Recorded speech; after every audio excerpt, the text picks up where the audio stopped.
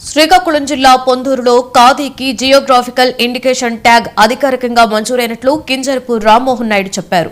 పొందూరు ఖాదీ ప్రత్యేకతను గుర్తించిన ప్రతి ఒక్కరూ కర్తర్ ధరించి మరింత ఉత్పత్తి పెరిగి నేతన్నలకు లాభం చేకూర్చాలని కేంద్ర మంత్రి చెప్పారు.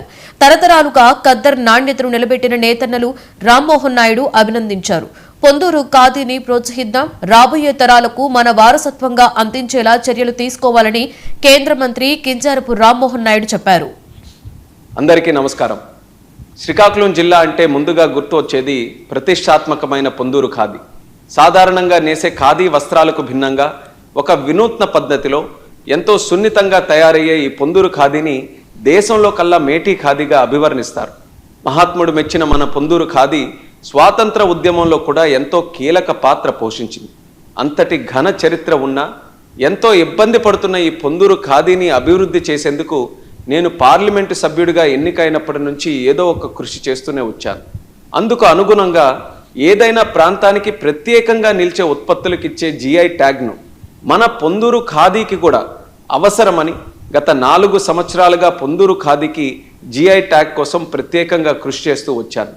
2021వ సంవత్సరంలో జాతీయ చేనేత దినోత్సవం కార్యక్రమంలో పాల్గొనడానికి పొందూరుకు ఆర్థిక శాఖ మంత్రిగా నిర్మలా సీతారామన్ గారు వస్తున్న సందర్భంలో ఢిల్లీలో ఆవిడని కలిసి పొందూరు ఖాదీకి జిఐ ట్యాగ్ ఇవ్వాలని ఆవిడని కోరడం జరిగింది.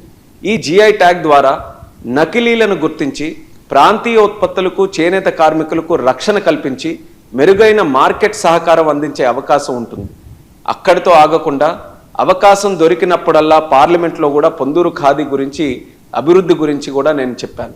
2022వ సంవత్సరం వర్షాకాల సమావేశాలు నేను అడిగిన ప్రశ్నకు బదులిస్తూ khadi village and industries commission KVIC ద్వారా తొలిసారి పొందూరు ఖాదీకి జిఐ ట్యాగ్ అప్లికేషన్ సమర్పించబడిందనేది కూడా ఆనాడు తెలిపారు.